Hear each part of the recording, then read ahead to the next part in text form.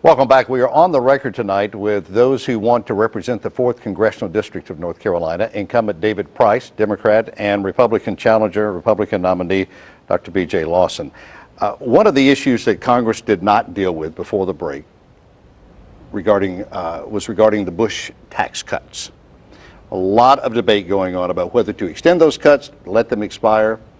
I had an email from someone earlier in the week, we were soliciting questions, who said, please find out for me why I would be penalized for having worked 25 years in a career to finally get to where I was making $250,000, and now the government wants to penalize me for working hard. Congressman Price, how do you answer that voter? I, first of all, would refer to what my opponent just brought up, our fiscal situation. And remind that voter and everyone else that we balanced this country's budget in the 1990s. An extremely important achievement. I and others still bear some of the political scars of that battle, but it got done, and it got done basically on a bipartisan basis. And we not only balanced the budget, we ran surpluses. We paid off $400 billion of the nation's debt. Unfortunately, the policies that led us in that direction were abandoned by the last administration. And part of that was $2 trillion worth of tax cuts, most of which benefited wealthier Americans, but also the prescription drug plan, wars fought off budget with borrowed money.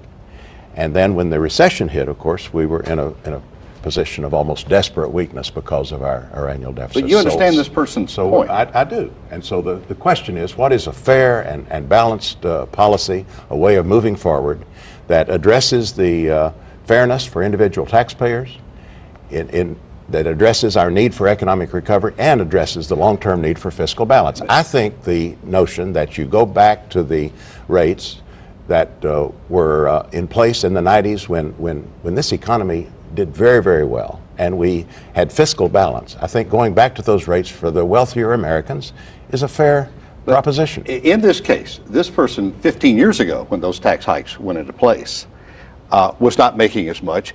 This person is now 15 years older. Their earning potential is less than what it was.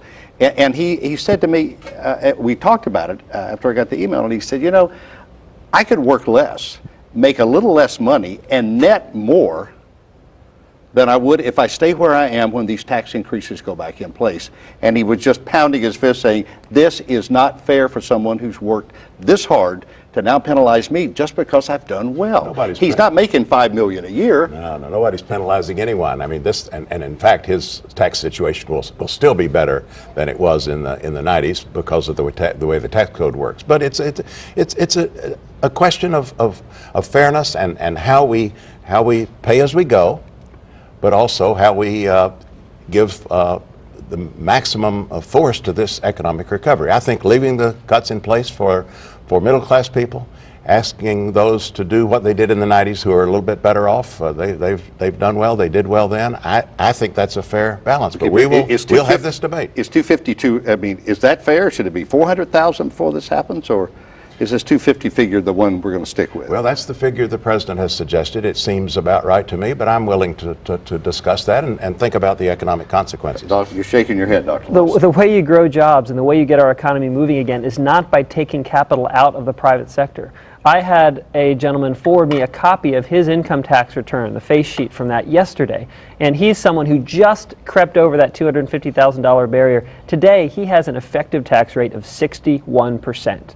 This is someone who should be reinvesting in his small business, growing jobs, taking profits and reinvesting in our community. But he is giving 61% of his income to the government. That's crazy, in my opinion. It's beyond unfair. It's self-destructive, because when the government makes the marginal utility of work negative, when you can work less, stay home more, and take home more money, that is not how you grow the economy. That is not how you create jobs, and that is not how you leave the world that we want to leave for our children.